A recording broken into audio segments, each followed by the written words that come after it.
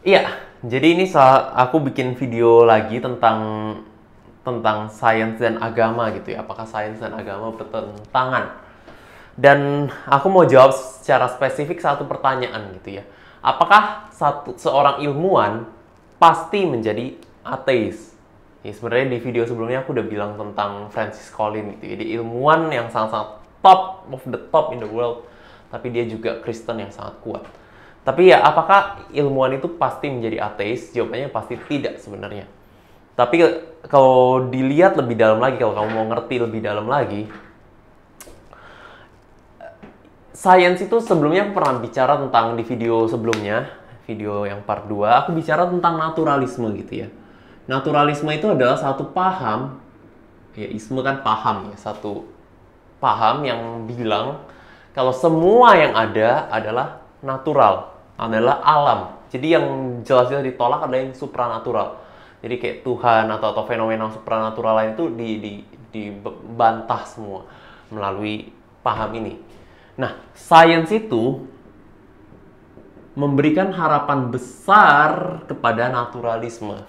Kenapa? Karena sains itu by definition, jadi secara definisi cuma ngurusin hal-hal yang natural.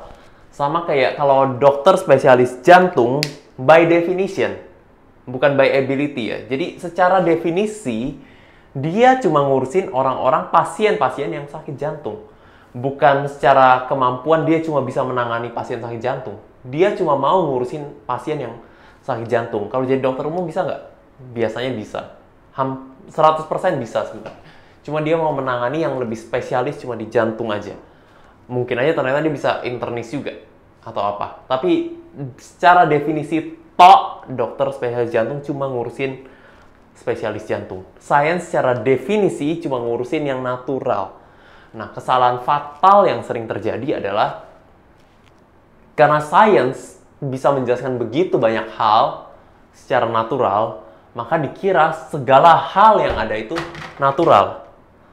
Oke, ini salah satu kesalahan yang terbesar yang sering terjadi. Makanya banyak sekali saintis juga jadi ateis, aku rasa. Karena di aspek ini. Salah satu gejala COVID yang paling umum itu panas, terus mungkin bersin-bersin, batuk-batuk karena pernapasan. Tapi tidak mengatakan kalau semua yang panas, bersin-bersin, batuk-batuk itu COVID. Iya kan? Itu jelas gitu. Tapi lucunya ketika bicara di dalam kasus ini banyak sekali saintis yang bisa jadi naturalis, yang menjadi naturalis. Mungkin naturalisme benar, tapi ada loncatan yang sangat tinggi. Sama kayak bilang semua penyakit yang bikin panas itu pasti COVID. Itu butuh satu loncatan iman yang sangat-sangat tinggi untuk percaya hal itu. Jadi itu bukan direct consequence. Ketika kamu percaya sains, kamu pasti naturalis. Itu tidak ada hubungannya sama sekali. Nah, jadi ya kalau kamu memang Kristen, apalagi kamu masih mahasiswa atau kamu lagi mikirin mau ngambil jurusan apa, tertarik ke sains tapi takut goncang imannya, ya jangan takut karena sains dan naturalisme ini jauh sekali. Sains tidak tentu membuat kamu menjadi ateis. Justru makin kamu ngerti sains, kamu jadi makin bisa memuliakan Tuhan, makin bisa menyaksikan kebesaran Tuhan sendiri dengan keluar biasaannya itu bisa menjadikan segala sesuatu. Jadi di sini videoku mengenai sains dan agama. Kalau masih ada pertanyaan-pertanyaan lain, aku nggak tahu menjawab atau enggak pertanyaanmu, jelas atau enggak. Ya kalau ada pertanyaan yang tidak terjawab, silakan di komentar aja biar aku bisa bikinin videonya. Dan ya kalau masih ada pertanyaan, silakan komentar juga. Ya silakan subscribe ke channel ini juga supaya kamu bisa belajar lebih banyak mengenai kekristenan. Ya sampai jumpa di video-video berikutnya.